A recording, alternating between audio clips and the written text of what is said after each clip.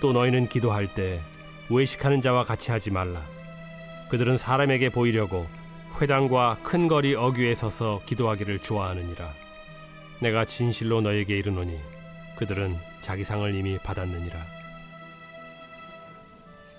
너는 기도할 때 네 골방에 들어가 문을 닫고 은밀한 중에 계신 내 아버지께 기도하라. 은밀한 중에 보시는 내 아버지께서 갚으시리라. 또 기도할 때 이방인과 같이 중언부언하지 말라. 그들은 말을 많이 하여야 들으실 줄 생각하느니라. 그러므로 그들을 본받지 말라. 구하기 전에 너희에게 있어야 할 것을 하나님 너희 아버지께서 아시느니라. 기도하고 말씀 나누겠습니다. 아버지 하나님, 우리가 주님 앞에 있습니다. 이 시간 하나님 음성 듣기 위해서 주 앞에 모였사오니 주여 친히 말씀하여 주셔서 주의 음성이 들려지게 하시고 그 말씀이 우리에게 영이요 생명이요 능력이 되게 하시며 아버지 하나님의 뜻이 이루어질 수 있도록 우리를 감동하시고 우리를 인도하여 주시사 하나님의 자녀다운 삶을 살아갈 수 있도록 이끌어 주시옵소서. 방해하는 모든 감 세력 예수의 이름으로 결박되고 떠나가게 하시고 성령께서 친히 우리의 마음과 생각을 지켜주시며 천군 천사를 보내주셔서 귀가 열리고 눈이 열리고 마음이 열려서 하나님의 말씀이 온전히 증거되는 귀한 시간으로 인도하여 주시옵소서. 감사합니다. 예수 그리스도의 이름으로 기도합니다. 아멘. 새해 첫 주일입니다. 첫 주일 예배로 나오신 여러분에게 하나님의 은혜와 평강이 함께 하시길 예수님의 이름으로 축원합니다. 드디어 양문교회 교육자 자리가 다 채워졌습니다. 한 분 한 분 세워지는 과정에서 특별히 하나님의 섭리를 많이 경험하게 되었습니다. 24년도 하나님이 양문교회를 통해서 하실 일들도 기대가 되어집니다. 첫 주일 어떤 말씀을 나누어야 할까 기도하는데 교회가 마태복음 1독을 진행하고 있으니 마태복음에서 말씀을 나누면 어떻겠습니까? 라는 말씀을 들었습니다. 그래서 특세 기간에 무언가 부족했다 여겨지는 부분이 있을까 생각을 하니 기도입니다. 그래서 이 시간은 우리의 기도를 점검해 볼 수 있는 시간이 되었으면 좋겠습니다. 우리의 기도는 다른 종교의 기도와는 좀 다릅니다. 6절을 보면 아버지께 기도하라, 8절을 보면 아버지께서 아시느니라 와 같이 우리의 기도의 대상이 아버지 하나님이시기 때문입니다. 타 종교에는 아버지가 아닌 절대자에게 기도를 드립니다. 물론 그 절대자도 실존하는 것이 아니기 때문에 그들의 기도는 자아 성찰의 개념이 강합니다. 하지만 우리의 기도는 아버지와 자녀 관계 안에서 시작되어지는 것입니다. 때문에 우리가 기도할 때 아이가 아버지 품 안에 있는 것과 같은 평안을 누리게 되는 것입니다. 아이가 아빠를 부르면 아이들은 아버지에 대한, 아빠에 대한 모든 권리를 갖게 됩니다. 반면에 아빠는 아이에 대해서 책임과 의무를 져야 하는 것입니다. 아빠가 아이와 함께 있는 한 아이는 그 무엇도 염려하거나 걱정할 필요가 없습니다. 그래서 아이에게 아빠, 엄마라는 호칭보다 더 좋은 호칭은 없습니다. 하나님이 우리에게 아빠 되십니다. 우리를 위해서 온갖 책임과 의무를 다해 주시는 사랑의 아빠이신 것입니다. 이사야서 43장입니다. 함께 읽겠습니다. 시작. 야곱아, 너를 창조하신 여호와께서 지금 말씀하시느니라. 이스라엘아, 너를 지으신 이가 말씀하시느니라. 너는 두려워하지 말라. 내가 너를 구속하였고 내가 너를 지명하여 불렀나니 너는 내 것이라. 아멘. 하나님이 수십억 인구 가운데서 우리를 특별히 지명하여 자녀 삼아주셨습니다. 여인이 어찌 그 젖먹는 자식을 잊겠으며 자기 태에서 난 아들을 긍휼히 여기지 않겠느냐. 그들은 혹시 잊을지라도 나는 너를 잊지 아니할 것이라. 내가 너를 내 손바닥에 새겼고. 아멘. 우리 하나님은 우리를 절대 잊지 않으십니다. 이사야의 말씀과 같이 하나님이 우리의 이름을 자신의 손바닥에 새기고 매일 그 이름을 보시면서 우리에게 어떻게 좋은 것을 주실까 생각하는 모습을 상상해 보시면 감격이 밀려오기도 합니다. 우리의 기도는 이러한 아버지 하나님과의 관계 안에서 드려지는 것입니다. 그런데 이 기도를 오해하는 분들이 있습니다. 5절입니다. 또 너희는 기도할 때 외식하는 자와 같이 하지 말라. 그들은 사람에게 보이려고 회당과 큰 거리 어귀에 서서 기도하기를 좋아하느니라. 내가 진실로 너희에게 이르노니 그들은 자기 상을 이미 받았느니라. 여기서 기도에 해당하는 헬라어 프로슈코마이입니다. 그 의미는 단 하나의 방향을 향해서 원하고 고대하다라는 뜻을 갖고 있습니다. 때문에 우리의 기도는 하나님께 응답받는 단 하나의 방향을 향해서 고정되어야 합니다. 그런데 당시 유대인들이 그렇지 않았다라는 것이죠. 유대인들은 오전 9시 그리고 12시, 오후 3시에 기도하는 시간을 정했습니다. 그 시간이 되면 유대인들은 어느 장소에 있든지 하나님께 기도했던 것입니다. 그 중에 외식하는 자들은 그 시간에 사람들이 많이 모이는 회당이나 거리의 어귀에 서서 기도하기를 좋아했습니다. 성경을 보면 기도는 엎드려 하거나 무릎을 꿇고 하거나 앉아서 기도할 수 있는데 이들은 사람이 많은 곳에서 특히 서서 기도했던 것을 보아 이들은 사람들의 칭찬을 갈망했다는 것을 알게 됩니다. 그렇다면 이들의 기도의 목적은 하나님의 응답이 아닙니다. 이들의 목적은 사람들의 칭송이었습니다. 그리고 이들은 자신이 원하는 대로 그 칭찬을 받았습니다.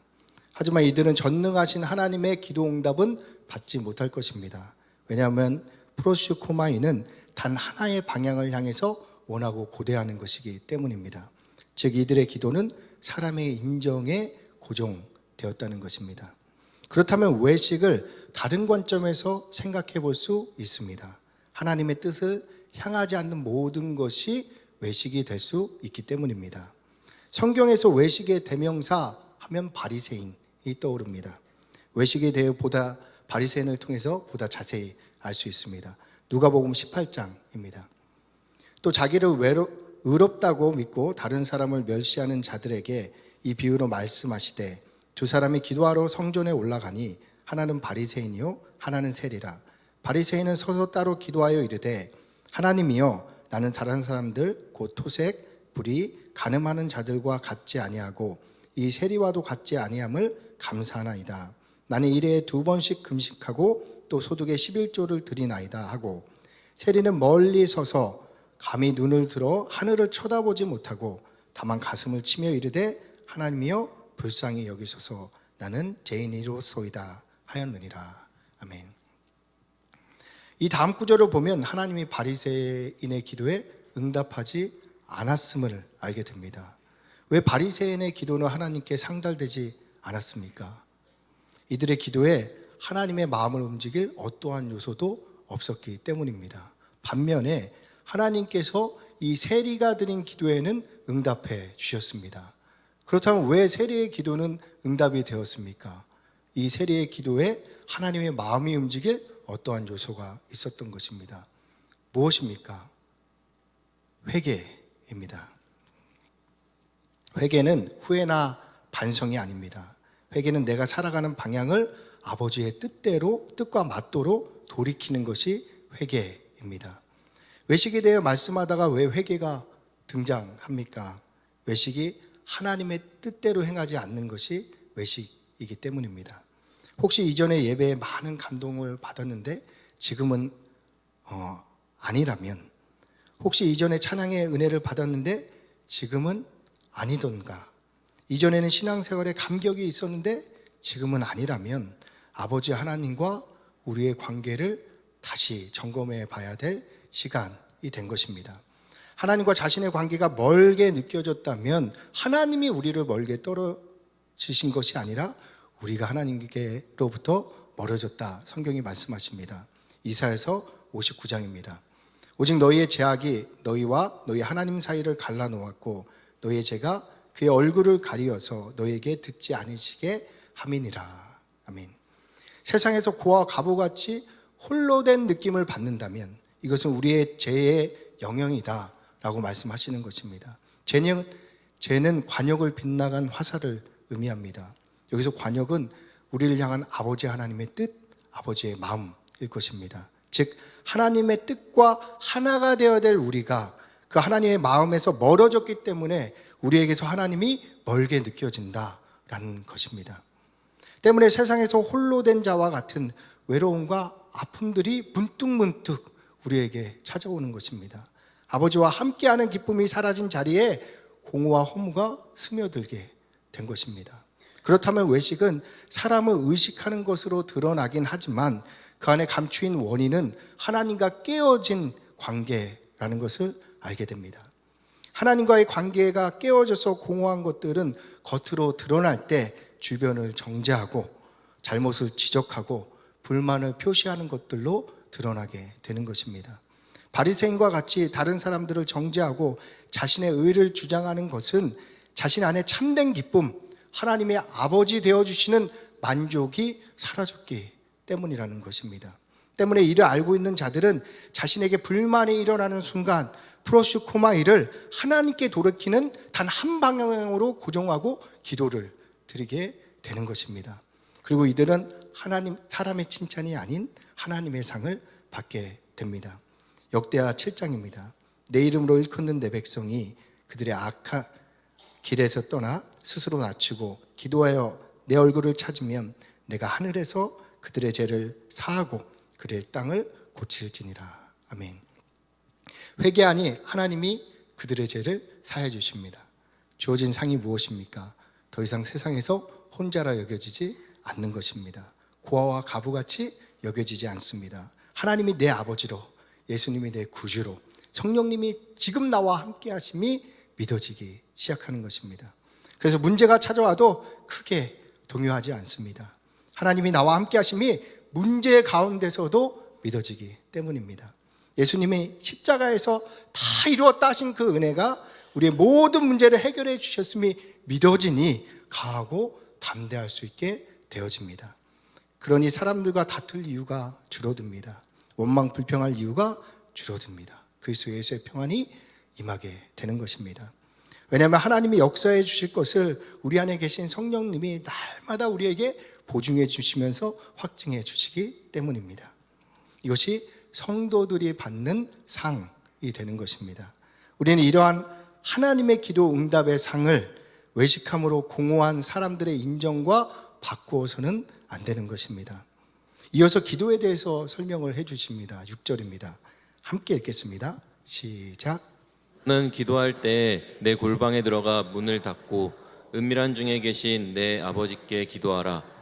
은밀한 중에 보시는 내 아버지께서 이라. 아멘. 기도는 골방에서 은밀한 중에 계신 아버지 하나님께 드리는 것입니다. 골방과 은밀함은 장소적 개념이 아닙니다. 물론 이러한 장소에서 기도하시면 큰 도움이 될 것입니다. 하지만 골방과 은밀함은 아버지 하나님과 독대함을 의미합니다. 즉 다른 것 전혀 의식하지 않고 자신과 아버지만 있는 곳이 우리의 골방이 되는 것입니다. 그곳에 들어가 보셨습니까? 그곳에 들어가면 아버지께서 계십니다. 그리고 아버지께서 우리에게 아직 감추어져 있는 크고 은밀한 계획들을 들려주곤 하십니다.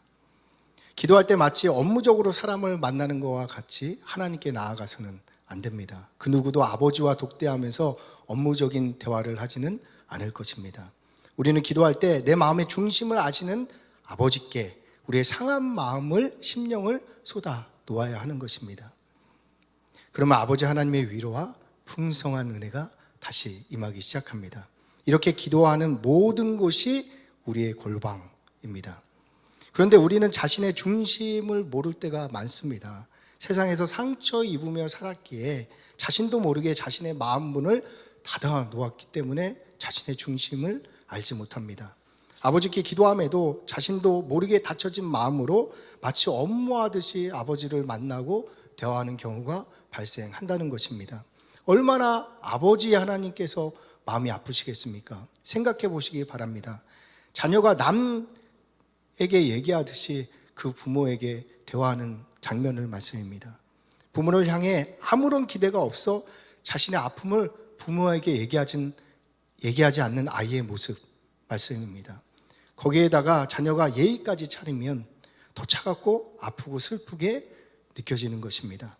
이 부분을 이해할 수 있는 글이 있어서 좀 소개해 드리고 싶습니다. 한 목사님의 기도문입니다. 주님, 저는 지난해 겨울 쓸쓸했던 성탄절을 기억합니다. 제가 묵고 있던 나환자 정착촌 그 작은 교회 마당에 몰려왔던 어느 도시의 여전도 회원들이 동정 어린 눈빛으로 건네던 풍성한 선물과 아름다운 성탄 성가를 저는 아직도 기억하고 있습니다. 그때 주님은 뭉개지고 일그러진 모습으로 먼 발치에서 외롭게 서서 고개를 숙인 채 그들 한가운데서 울고 계셨음을 저는 보았습니다. 이게 무슨 말씀이냐면요, 이 부분은 도시에서 오신 여전도 회원들이 너무 밝고 화나니까 나병 환자들이 그들에게 가까이 가지 못하고 먼 발치에서 있었던 모습을 묘사하신 글입니다. 주님 그들에게 참으로 필요한 것은 빵이 아니라 따뜻한 마음, 사랑이었습니다. 그들이 감내해야 했던 고독이야말로 그들에게 진실로 견디기 어려운 굶주림이었습니다. 그리고 그것들이 그들에게 나병보다 더 큰 질병이라는 것을 저는 깨달았습니다. 주님, 이 시대에 우리에게 가장 큰 빈곤은 물질의 궁핍이 아닌 사랑의 굶주림이라는 사실을 깨닫게 됩니다. 주님, 제가 몹시도 두렵고 어두운 공허 속에서 소스라쳐 놀란 것은 당신을 위해 한 생애를 바치기로 서약한 제 안에서 당신이 무시당하고 멸시당하고 있다는 사실입니다. 당신이 보내주신 저의 이웃들, 바로 그들 가운데 당신 자신이 헐벗고 굶주린 채 온갖 푸대접과 미움 속에서 참으로 고독한 모습으로 계신다는 사실을 까맣게 잊으면서도 사랑 때문에 희생당하신 당신을 전하려 하였사오니 주여 저의 이 무례함과 비참함을 용서해 주옵소서. 이 글을 쓰신 목사님은 성도들에게도 세상에 살고 있는 사람들에게도 존경받는 분이십니다. 그럼에도 목사님은 자신의 중심이 하나님을 향하지 않았다는 사실에 이토록 회개하면서 처절한 기도문을 작성하고 있습니다. 목사님은 자기 만족을 위해 나병 환자촌을 찾은 도시의 교회 여전도 회원들과 같이 자신도 하나님의 마음을 외면한 채 살았음을 회개하고 있습니다. 우리는 자신의 중심을 모를 때가 있습니다. 육신의 정욕, 안목의 정욕, 이생의 자랑에 인해 우리의 마음이 가려진 것입니다. 이러한 기도에는 아버지의 응답이 없습니다. 응답 없는 기도를 드리니 우리의 기도가 타 종교의 기도와 같이 자아성찰적 기도로 변질되게 되는 것입니다. 자녀라는 우리가 아버지께 마음을 드리지 않고 또 아버지를 기대하지도 않으니 아버지 하나님의 마음이 어떠하시겠습니까? 중심이 없는 이러한 기도는 아버지 하나님께 중언부언과 같이 들려진다고 합니다. 7절, 8절입니다.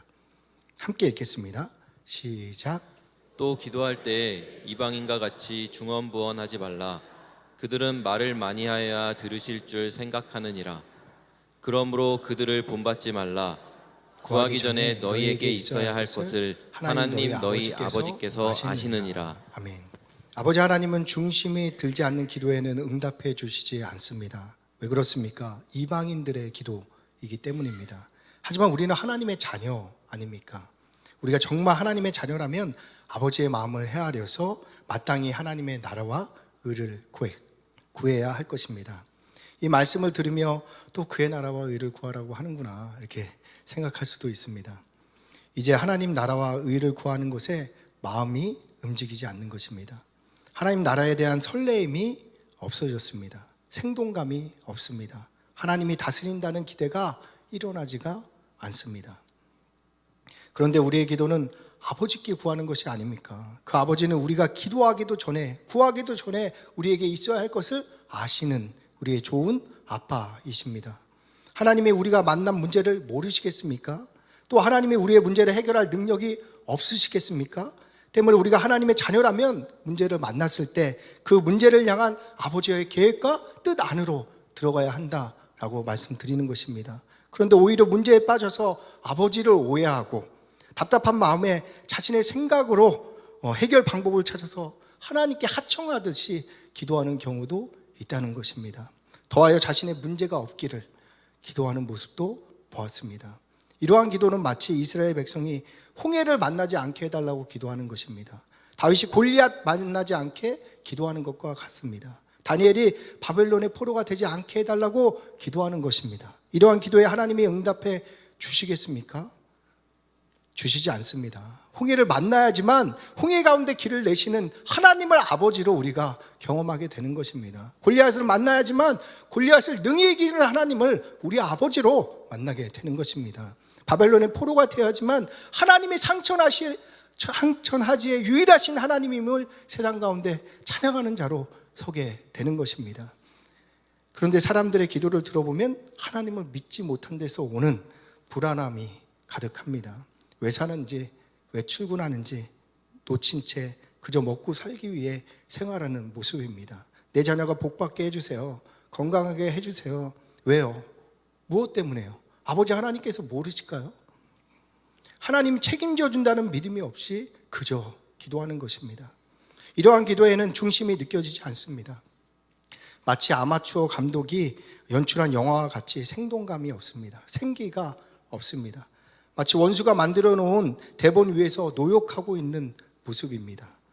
본능에 이끌리는 욕구만 있고 영혼의 고귀함은 보이지가 않습니다. 하나님 나라가 무엇입니까? 하나님의 의가 무엇입니까?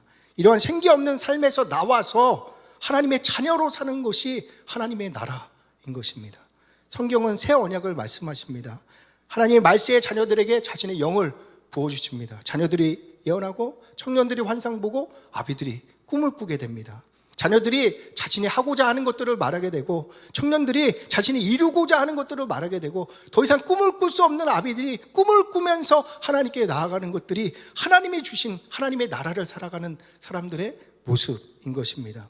이것은 죽은 자들이 새 영을 얻을 때 일어나는 모습입니다. 이러한 자들은 애굽의 바로 아래서 생활할 수가 없습니다. 그것을 뛰쳐나와 하나님의 약속이 있는 가나안 땅으로 나아가는 것입니다. 왜요? 노예로 살 수가 없는 것입니다. 새 영을 얻은 자들은 여리고를 두려워하지 않습니다. 하나님의 권능으로 여리고를 무너뜨립니다. 골리앗 앞에 주눅들지 않습니다. 만군의 여호와의 이름으로 나아가 맞서 싸우는 것입니다. 이들은 새 영을 얻은 자들입니다. 이들이 기도할 때 자기의 중심을 아버지께 토로합니다. 자신이 전능하신 하나님의 자녀이니 자녀다운 삶을 살고 싶습니다. 고백하는 것입니다. 이러한 아버지의 자녀는 아버지의 나라와 의를 구해야 합니다.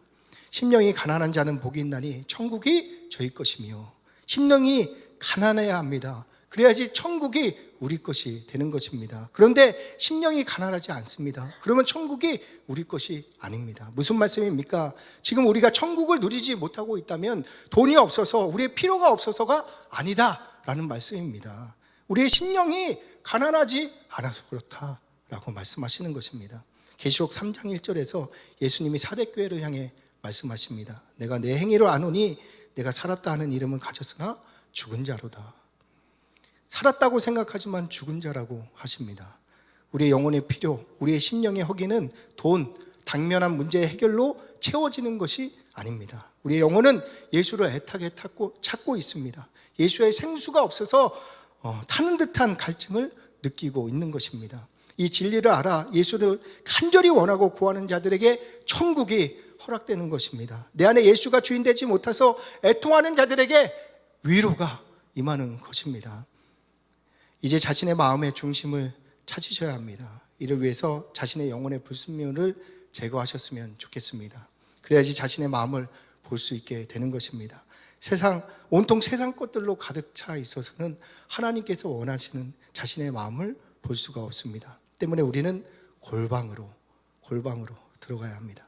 그것에 하나님을 아버지로 독재하시고 자신의 상한 심령의 중심을 들이시기 바랍니다. 자신의 머리가 생각하는 것들 말고요. 자신의 판단, 방법, 해결책들 하청하는 것 말고요. 아버지께서 우리의 문제를 모르시겠습니까?